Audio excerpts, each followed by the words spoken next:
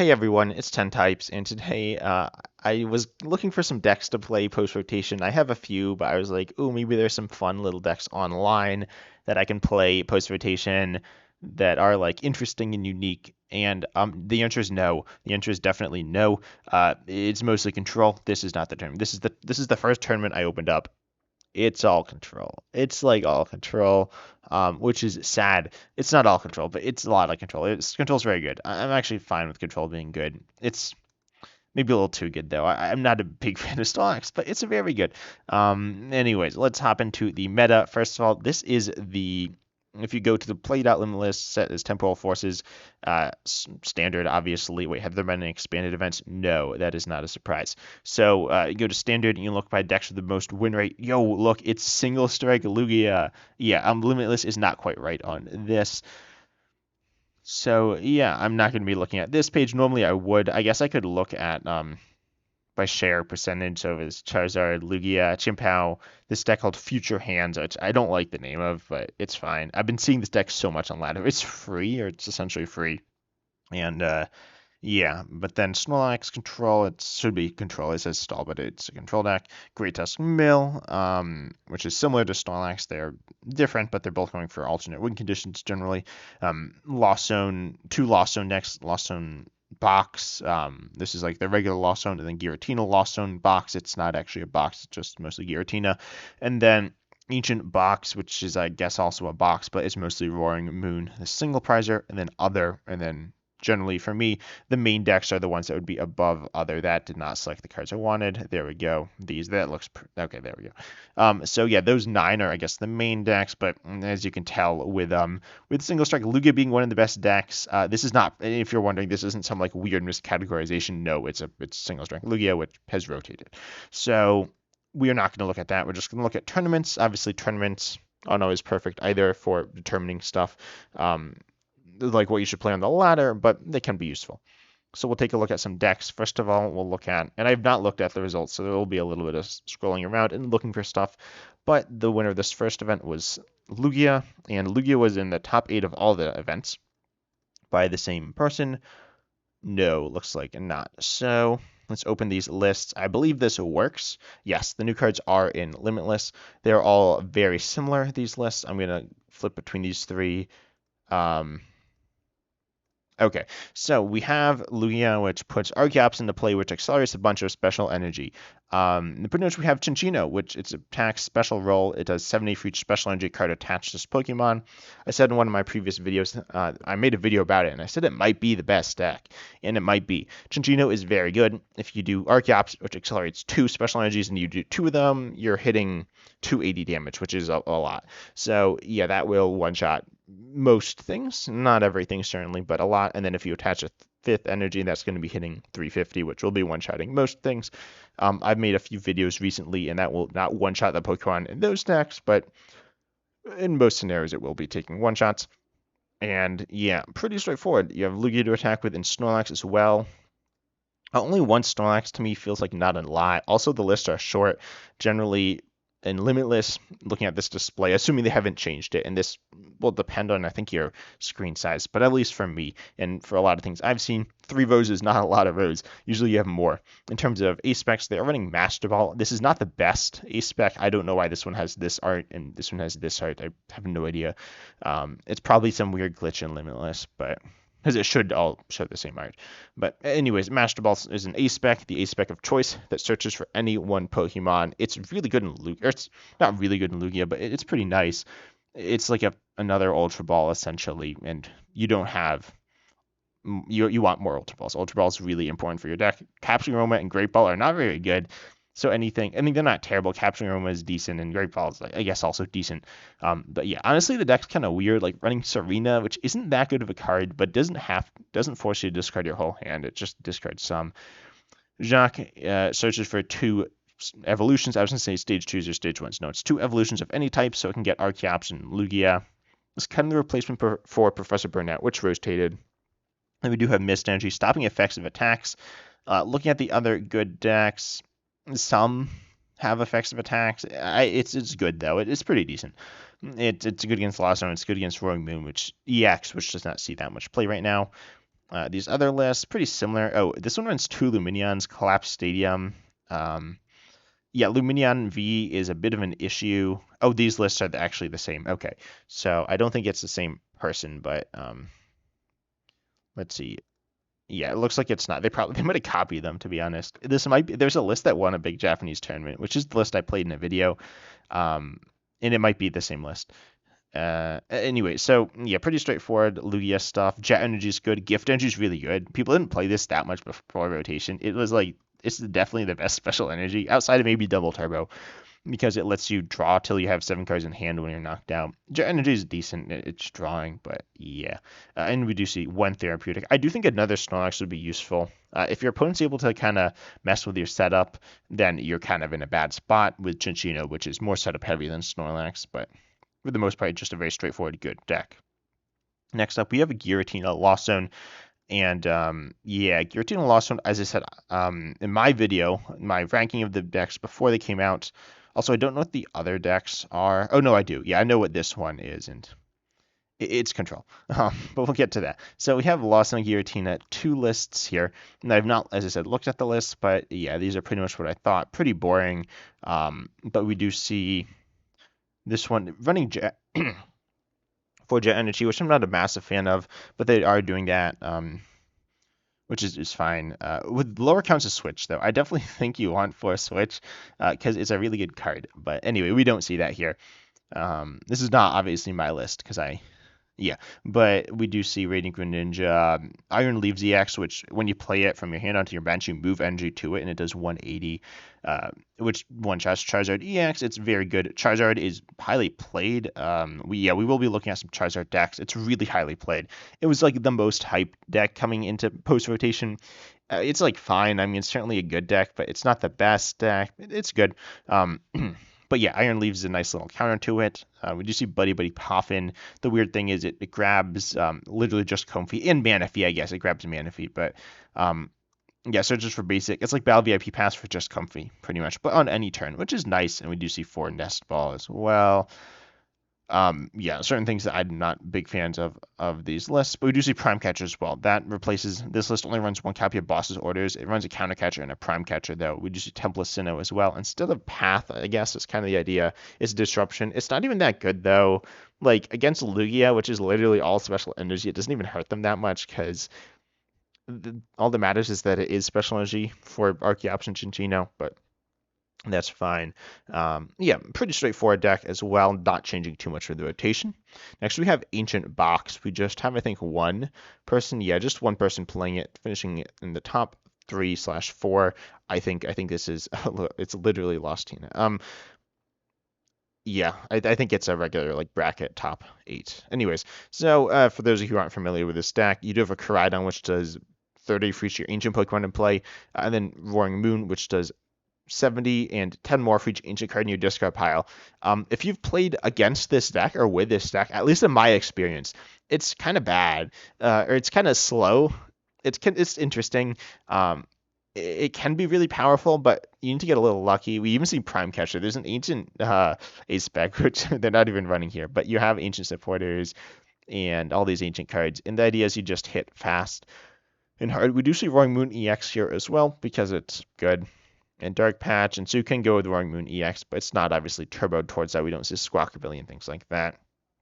Aside from that, you just get lots of ancient cards in the discard. Explorer's Guidance is the same as Hapu. Look at the top 6, put the other 2 into your hand, or put 4 into the discard, other 2 into your hand, I believe. That should be the same as Hapu. Yeah, it is. So yeah, not too much to say about the deck though, other than it's very turbo-y, and yeah, I really want to spend more time talking about Control. Is what I'm saying. So we got. I'll save Control till the end though. We have a lot of Arceus Giratina though, at least in this tournament. Let me open all these lists up. We have a regular Arceus deck as well that's not Arceus Giratina, which is interesting. Arceus is a very good deck as well. It's actually very similar to Lost Zone with like Giratina. I mean, it's just Giratina. These 3 lists look pretty generic. Honestly, all the lists look pretty generic. Oh, except we do see a Relicanth making an appearance. But yeah, we do see Radiant Gardevoir popping into some lists here. These are actually coming back, sorta. I guess I don't know. They're kind of coming back. And then you have maximum belt, which is more to EXs. It's a very spec, and you might see choice belt. No, we don't see choice belt because you do have radiant guard for it. They're not really the same. This says you take less, but it's good against certain Vs. Um, and then we see obviously Arceus, Giratina V Star is like a good attacker. The new Iron Leaves EX. We see Barrel Squirret as the engine. We even see Gardenia's Vigor, which is cool, I guess. And we see Airy. We're going to talk about Airy some more later, but it says your opponent reveals their hand. You discard up to 2 items you find there.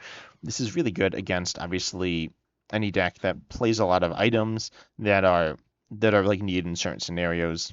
I guess if they play too many, then just discarding 2 isn't going to have too much of an effect. But decks that play like a slightly above average amount of items, I don't know. It's good, though. It's really annoying in certain scenarios. And we don't see it here, but you could play Grabber as well. And so yeah, you can obviously disrupt your opponent with that, and it's normal Arceus stuff. You do have healing with Professor Terra's scenario, disruption with Judge and Iono, no path to the peak as that is rotating. But this actually means that you can wait to use Arceus V-Star till the end of the game, which is really nice because I mean Arceus V-Star's V-Star power is really powerful, but if you use it too early, I mean, then you might be in a weird position. You're obviously, it guarantees you any 2 cards, which is really good, but you might need to, it might be nice to wait, and now you can because you're not going to get path to the peak. Also, Lost Vacuum, I'm going to talk about it a little now. There's a lot of tools that buff HP, so Lost Vacuum is kind of good. But aside from that, this list runs Sharon's Care instead of Professor Terry's scenario. Very similar lists, though, here. We do see Lost City, nice little stadium, annoying for some decks. I guess Gideon's Radiant Charizard, among other things, not just Radiant Charizard, but it is good there. We see Lumineon V as well, kind of making a bit of a resurgence. But then this last deck, we see some really interesting stuff going on here. We just see Prime Catcher making an appearance, a very good card. Squawkabilly EX, Relicanth letting you copy your previous evolution's attacks. Notably this attack, I think. Aerodactyl V here, Rock Crush, 120 for fighting colors, discard an energy from your opponent's active. But Salvatore, turn 1, going second, play it, lets you immediately evolve into your Aerodactyl V-Star. That's literally all it does. But then you can use Ancient Star. Until this Pokemon leaves play, it gains an ability that has the effect your opponent's Pokemon V in play have no abilities except Aerodactyl V-Star. That is insane. It's Path. It's not Path. It's not as good as Path, but it's in some scenarios it's as good as Path, and it doesn't hurt yourself, right? So this is really good.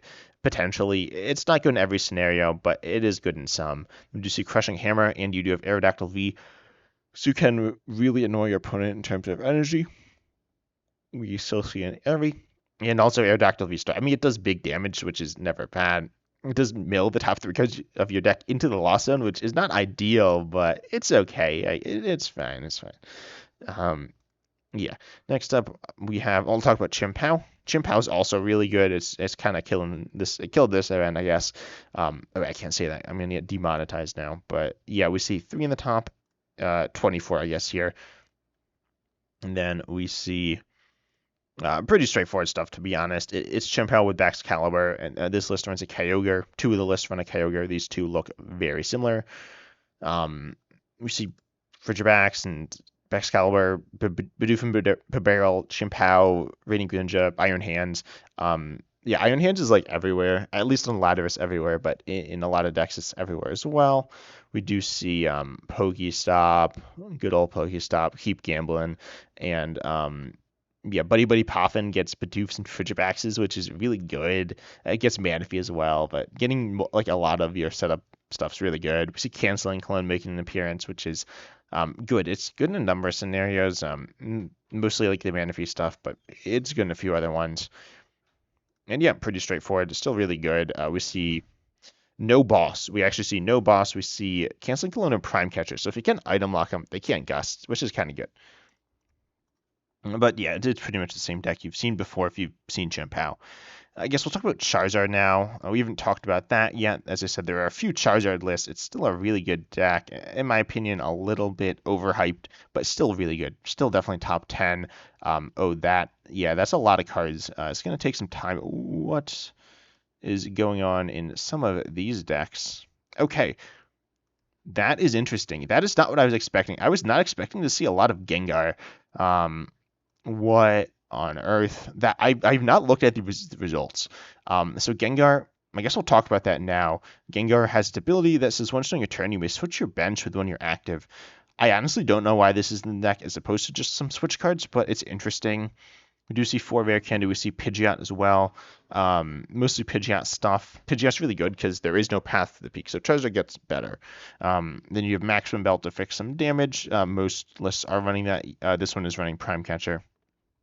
Now you can triple switch. You can retreat, prime catcher, switch. Whoa. We see Professor Terra's scenario. We see a wide variety of cards that are pretty normal in Charizard. Mist Energy, a nice little defensive tool. Vitality Band, Defiance Band, aggressive. Radiant Charizard, still good as always. And the Gengar, I honestly am not 100% sure. Can someone comment down below and tell me what this is about? I get it's good. It's switching. Also, there is Dragonite. I guess, oh, it must be there for Snorlax. Yeah, I guess it's there for Snorlax. That's interesting. That seems kind of sketchy. What if they like TM Devo you? I think it's there for Snorlax. Yeah, that's really interesting. That's kind of crazy to me. But yeah, anyway. Oh, I think it, yeah. Anyway, I realized I was thinking about, I haven't like played on my videos. I might do just a video on control. But yeah, so that's pretty crazy as a counter control. That's really interesting. What are the different Ghastlies? This Ghastly definitely seems worse. Oh, it has free retreat. Yeah, this Ghastly still seems. I guess I get why this one's played, but anyway, that's pretty interesting. I was not expecting that, but that's pretty neat. And then a few more decks. We have Lost Zone. We have a Spathra. We get to talk about the Spathra. Spathra is pretty straightforward, but it's really interesting as well.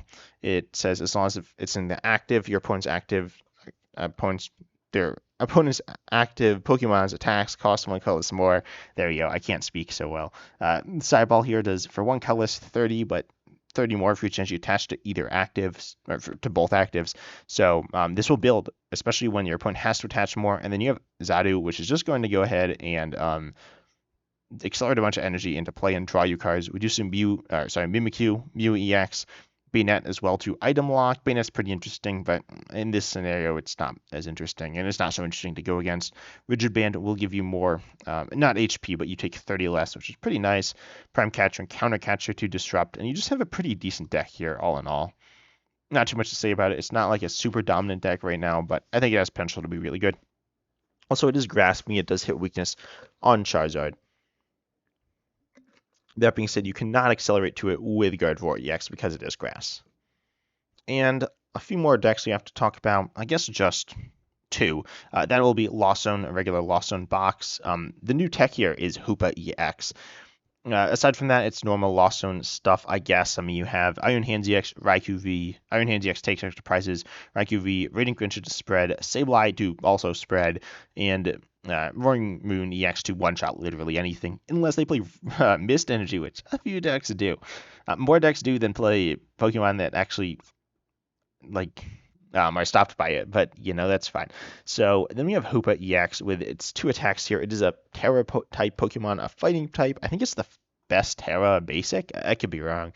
I might be forgetting something obvious, but Hoopa EX for 2 darkness, and then you do Energy Crush. It does 50 for each energy attached to all your opponent's Pokemon. This can hit really big damage. It one-shots Iron Hands EX. It one-shots any fighting weak Pokemon, and it can one-shot other stuff as well. Then Bandit's Fist for 3 darkness. You do 200. It's okay, I guess, if your opponent is playing Lugia V-Star or Arceus V-Star, and they don't have any energy in play, it's good, but that's kind of not going to happen.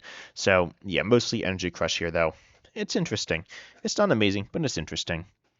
And then lastly, we're going to talk about the deck, which is, in my opinion, kind of not amazing, but it's played a lot. So we need to talk about it. And that's Future Box or something like that. This is a little different. How was this deck categorized? It was categorized as Future Hands. I don't know what that means. I kind of know what it means, but yeah, so this is Future Box, though. You have Miraidon, which accelerates to your bench Pokemon. And you also have Reboot Pod, which also accelerates to your bench Pokemon and future Pokemon. Reboot Pod can accelerate to the active, but you accelerate energies. Then you go in with Iron Hands EX. Iron Hands EX is pretty straightforward. It I mean, I've talked about it. It takes extra prizes. Iron Crown EX, however, and the Tool Future Booster Energy Capsule will buff your damage by some or a lot. If you have all the Iron Crown EX in play and Future Booster Energy Capsule, you are hitting 100 damage more, which I actually got hit by in another game I was playing, and I think yesterday's video.